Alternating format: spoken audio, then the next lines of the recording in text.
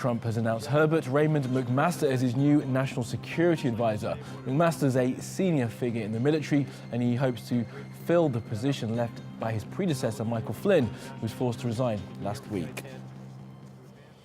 Well, for more on that news, we can speak to Peter Mathews. He's a political science professor at Los Angeles' Cypress College. Peter Mathews, always good to speak to you. So what do you make of McMaster as choice for National Security Advisor?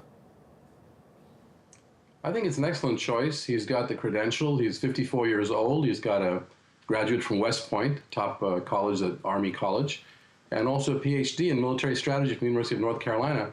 And he's also been combat ready. He's combat tested. He was in the first Persian Gulf War and the war in Iraq.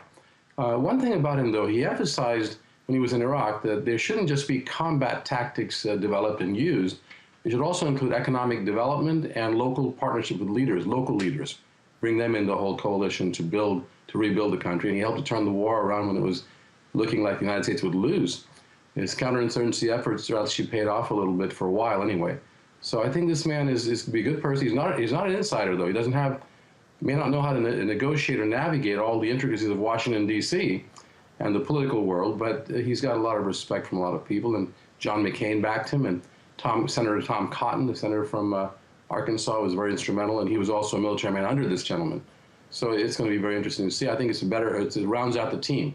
Him, General Kelly, and also General Kellogg, those folks are going to be really good. And General Mattis, the defense secretary. Put together, this makes up a pretty good team for national security. Now, the question also is whether or not they'll be able to run this show, or will people like Steve Bannon be more in charge of this policy making, which will be very interesting to see what happens there. That's, of course, the question, isn't it? How much these decorated generals, these guys with all this experience, will be able to actually dictate policy, or how much Donald Trump will go on his own heart and gut, as he likes to, or listen to people like Bannon and Miller. Yes, that's the big $64 million question. It can make a big difference in whether or not this will be a successful administration in national security or not. And things are up in the air right now, as you can see. Things have been kind of erratic for a while, so we'll have to see how it goes in terms of the balance of power within the National Security Council itself. It's a very important body. It's the top body in the U.S. government to make sure the U.S. is secure and safe.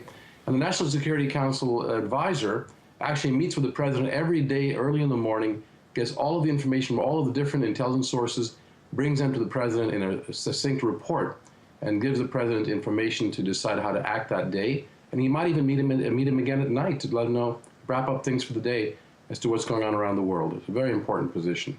Absolutely. And how do you see it, Peter Mathews, going from here in terms of Trump's policy around the world? I believe that General Mattis has actually been in Iraq on a sort of an unannounced visit as Iraqi forces look to move into Mosul. So do you think we could see a change to some of Trump's rhetoric on the campaign trail to just completely destroy ISIS, and see how he's actually going to try and fight those battles in the Middle East?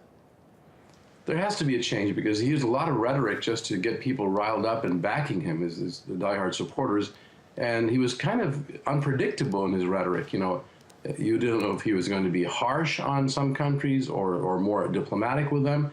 And he's made comments like the one on Sweden, for example, saying that there was a big action, and he was implying a terrorist act in Sweden, which never even occurred. So he's going to have to really rein in his rhetoric and come and be more disciplined and listen to these advisors, you know, and let them work with them as a team. So hopefully things will settle down in foreign policy and security policy. It's a very important part of the United States government and what it does, because in foreign policy and security policy, one miscalculation, one error or miscalculation in decision-making can end up a disaster, a disastrous war, and ultimately in a terrible nuclear war, possibly. So it's different than domestic policy making. In domestic policy making, the president can make an error or two, and then ask Congress to reverse their stand and maybe lower taxes. If taxes didn't work going up, you can ask them to lower it, and millions haven't died. But in foreign policy and security policy, an erroneous decision can be a disaster. Absolutely. Peter Mathews, stakes are very high. Peter Mathews, thank you for now.